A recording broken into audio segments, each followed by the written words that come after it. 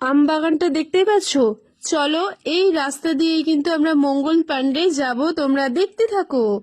এই আম বাগানে অবশ্যই তোমাদের হাতে সময় থাকলে তোমরা একটু ঘুরে ফিরে দেখবে, আশা করি ভীষণ ভালো লাগবে। তোমরা চাইলে ফটোশুটও করতে পারো। গাছ ভর্তি আম, দেখতে তো দারুণ লাগছে। অসাধারণ একটা জায়গা, ফুরফুর করে হাওয়া বইছে। দেখো আশেপাশে চারপাশের প্রকৃতির দৃশ্যটা আমি একটু তোমাদের তুলে ধরলাম, ক্যামেরাবন্দি করেছি। তোমরা অবশ্যই যারা গ্রামে মিস করো গ্রামটাকে, অবশ্যই তোমরা এই ভিডিওটা দেখো, তোমাদের খুবই ভালো লাগবে।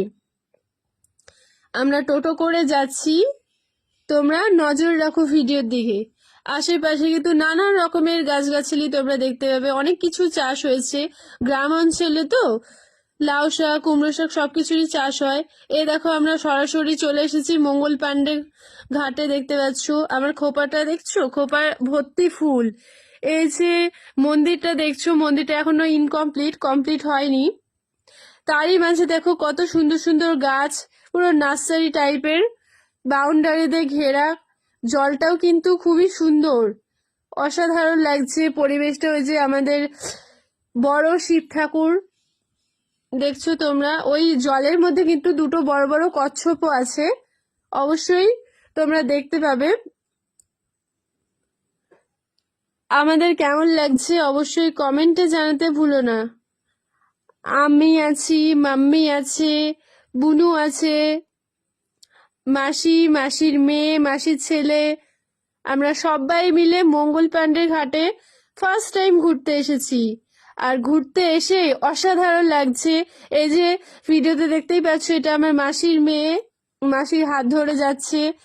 আর সামনে যে ভাইটা যাচ্ছে ওটা হচ্ছে আমার মাসির ছেলে। আর আমার বুনু আছে, তোমরা দেখতে পাচ্ছ। সেটা ভিডিওটা তোমাদের কেমন লেগেছে অবশ্যই জানাবে। আর তোমরা একবার হলেও এখানে আসবে, তোমাদের দারুণ লাগবে। একবার আসলে ফটোশুট করার জন্য তো অসাধারণ জায়গা, গাছ ভর্তি ফুল, জবা ফুলের একদম মেলা বসেছে।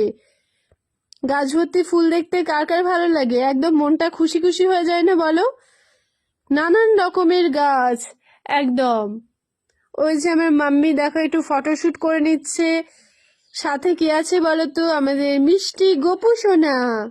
খুবই সুন্দর লাগছে। আর এই মঙ্গল পাণ্ডে ঘাটটা কিন্তু মানে এই জায়গাটা অনেকটা জায়গা জুড়ে বন্ধুরা, অনেকটা এরিয়া।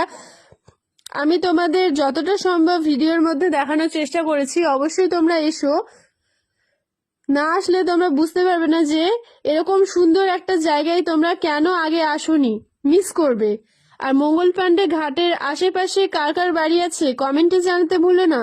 সেই সঙ্গে চাকদায় যারা থাকো তোমরা মুকুন্দনগর সাথে মঙ্গল পাণ্ডে ঘাটে অবশ্যই আসবে, দারুণ লাগবে, জাস্ট দারুণ। এখানে তোমরা পুজো দিতেও পারবে, ঘুরতেও পারবে। ভিডিওটা কেমন লেগেছে, ভালো লাগলে লাইক কমেন্ট শেয়ার করে দেবে।